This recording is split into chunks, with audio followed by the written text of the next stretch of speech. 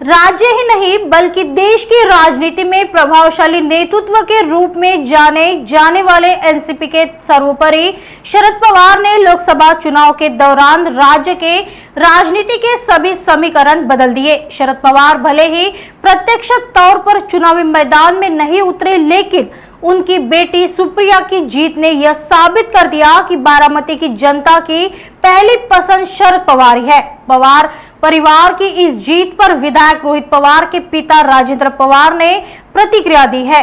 साथ ही राजेंद्र पवार ने केंद्र सरकार की चुनावी रणनीति पर भी टिप्पणी की है। सुप्रियाताईंच्या बाबतीत किंवा सुप्रियाताईंनी जे मनापासून जे काम केलं त्याचा हा परिणाम आहे। याचबरोबर पवार साहेबांचे विचार आणि या वयात आणि आजपर्यंत त्यांनी जे काही महाराष्ट्रासाठी काम केलेले आहे, त्यांनी जे काही विचारधारा त्यांनी स्वीकारलेली आहे त्याची लोकांनी दिलेली दाद आहे। आणि याचबरोबर रोहितदादा की जे तरुण नेतृत्व आहे त्यांनी जे झंझावत सगळ्या याच्यात संपूर्ण मतदारसंघात घेतला आणि त्यामुळे तरुणाई जी जागृत झाली आणि सामान्य जनता जी थोडी कुठेतरी दबलेली जनता त्यांच्या आवाजाला कुठेतरी मोकळीक मिळाली। आणि या सगळ्याचा परिणाम म्हणजे मला वाटतं हा जो लीड जे मिळालं आहे तो त्याचा हा एकत्रित परिणाम आहे। फटका बसण्यापेक्षा सामान्य जनता ते रोजचा अनुभवत होती।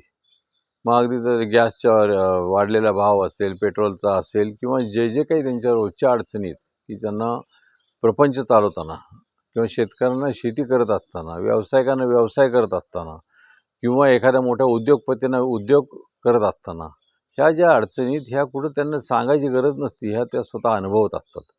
आणि यात एक मात्र आहे की त्यांना याला उत्तरच नव्हतं, कारण आत्तापर्यंत त्यांनी काहीतरी कुठल्याही विषयात एक बाजूला त्यांनी नेलेलं आहे की जिथं धर्मसत्ता आणि राज्यसत्ता एकत्र येऊ नये असं पूर्वीपासून सांगितलं गेलेलं आहे। असं असताना सुद्धा राज्यसत्तेत कुठेतरी धर्मसत्ता यांनी आणली, कुठं रामाच्या देऊळच्या संदर्भात तो विषय आणला किंवा धार्मिक विषय अनेक ठिकाणी आणलेले आहेत किंवा एखाद्या दुसऱ्या धर्माच्या बद्दल काहीतरी वेगळं काहीतरी बोलले। कारण हे मला वाटतं की त्यांना सांगायला मुद्दे नव्हते की जे त्यांना आणखीन दुसरं त्यांनी इतक्या वर्षात मला वाटतं मुलाखती पण दिलेल्या नाही आहेत, फार थोड्या मुलाखती दिल्यात। त्याचं कारणच हे की त्याला ते फेस करू शकत नव्हते।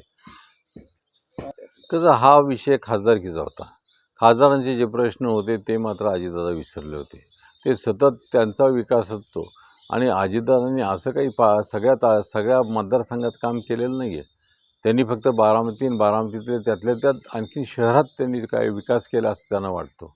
परंतु जे काही केलेलं आहे तो विकास आहे का आणि लोकांना तो मान्य आहे का किंवा लोकांना तो उपयुक्त आहे का ह्याचा पण विचार लोकांना विचारायचा असतो।